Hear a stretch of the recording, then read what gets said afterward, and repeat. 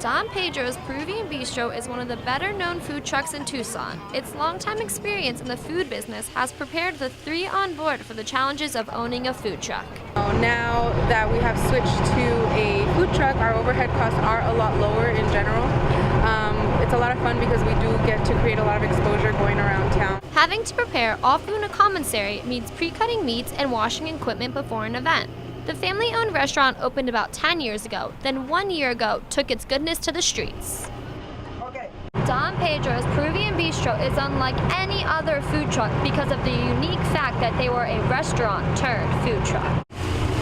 Roberto Ayon is the head chef for Don Pedro's Peruvian Bistro. He says driving and working in a food truck is tough. The truck has to be filled with food and drinks for the crew to be able to travel from event to event.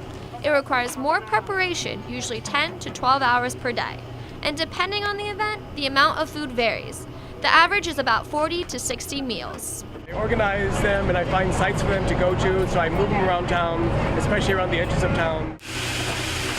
A commissary means more guidelines to abide by. The county says the extra rules keeps the customers safer. We adopted a new food code, the FDA 2013, and along with that came a state legislator that said we had to put everything in our guidelines into code. For this locally owned family business, shutting the restaurant doors and taking meals on wheels proved to be cheaper and adventurous on days like today. For Arizona Cat's Eye, I'm Stevie Katz.